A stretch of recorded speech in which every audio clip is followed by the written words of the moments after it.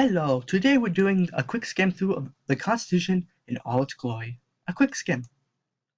After declaring independence, the colonies were loosely united under the Articles of Confederation. However, its job during the War of Independence showed itself as a weak government unable to achieve anything afterwards. After Shays' rebellion, it was clear that something needed to be fixed. He went to fix the Articles and then only realized that a new document was needed.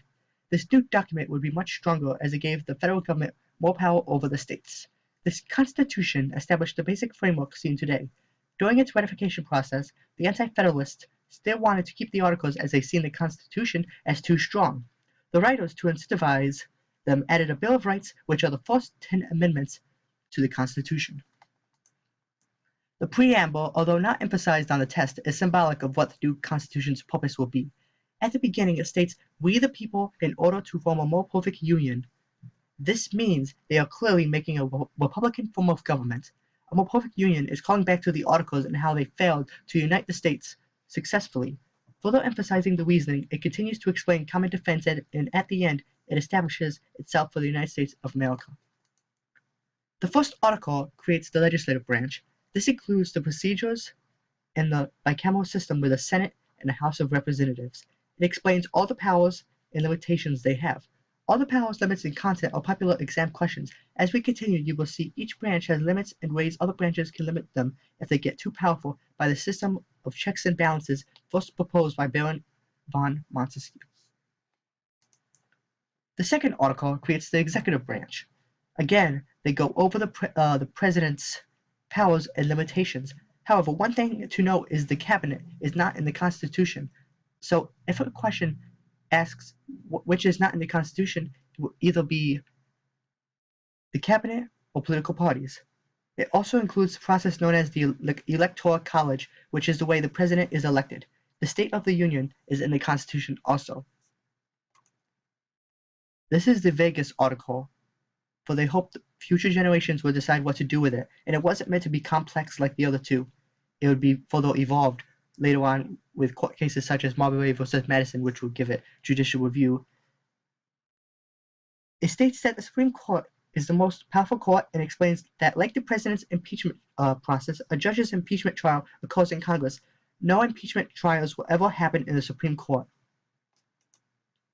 Article 4 implements horizontal federalism, which means state-to-state relations. There are two very important clauses you need to know. They are the full faith and credit clause and the privileges and immunities clause. The full faith and credit clause forces states to accept the court decisions made in other states. This prevents people from going to a different state if they do not like the decision made there. The other clause is the privileges and immunities clause, which makes it so states cannot discriminate against other citizens of other states.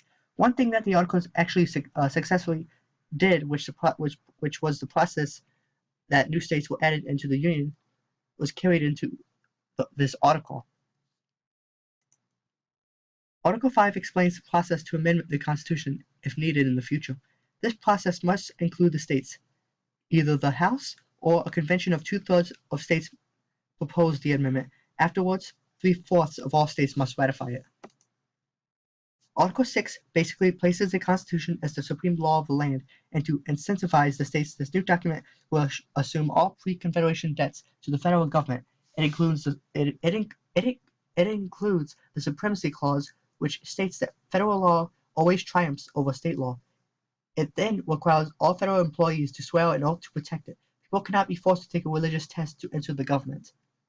The last article explains how the new Constitution should be ratified, as 9 out of 11 of all states must do so.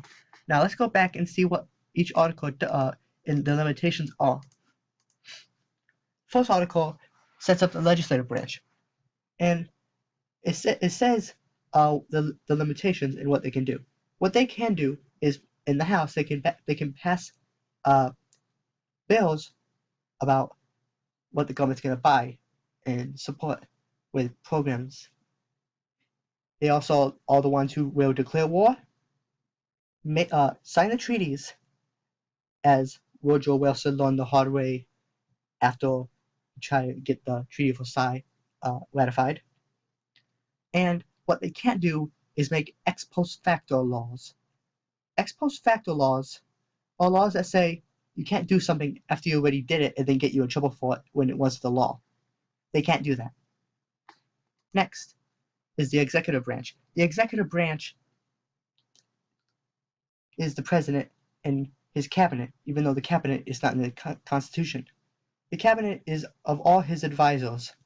This was set by the first president, George Washington. Washington didn't want political parties, but it still happened. And later on, you'll learn about the electoral college system to make small states still have as much power as big states, but does it accomplish that in the modern sense? But that can be controversial.